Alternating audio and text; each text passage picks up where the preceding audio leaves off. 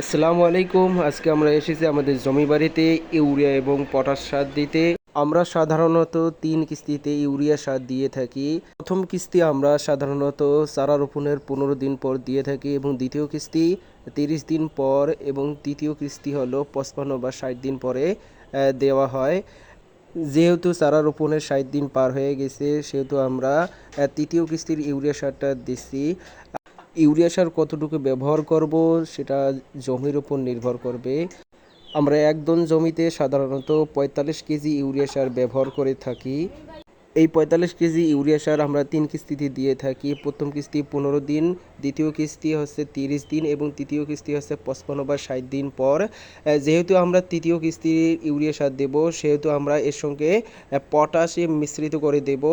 Potash মিশ্রিত করে দিলে আর কি ধান গাছের শিকড় শক্ত হবে এবং মুকুল আনতে এটি সহায়তা করবে ইনশাআল্লাহ। এছাড়াও পটাশ বিভিন্ন ধরনের পোকামাকড়ের আক্রমণ থেকে ধান গাছকে রক্ষা করবে। আমরা আজকে চাষ ভুঁইয়ের জন্য ৪০ কেজি ইউরিয়া সার এবং ২০ কেজি পটাশ সার ব্যবহার করছি। প্রতিদিনের জন্য ১৫ কেজি ইউরিয়া এবং পটাশ সারের মিশ্রণ ব্যবহার করছি আমরা। যেহেতু ৪ জন ভাই সে কারণে আমি আমার ফুফাতো ভাইকে সঙ্গে নিয়ে এসেছিলাম। সেও আমার সঙ্গে কাজে হেল্প করছে।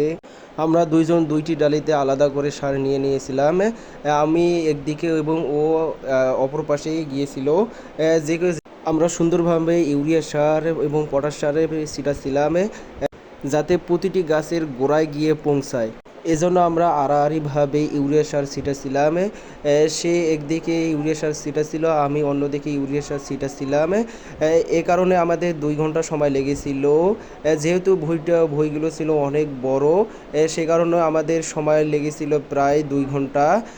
যদিও আমাদের ২ ঘন্টা সময় লেগেছিল, ইনশাল্লাহ ভালোভাবেই আমরা ভুঁই বাড়িতে ইউরিয়া সার দিয়ে দিয়েছিলাম।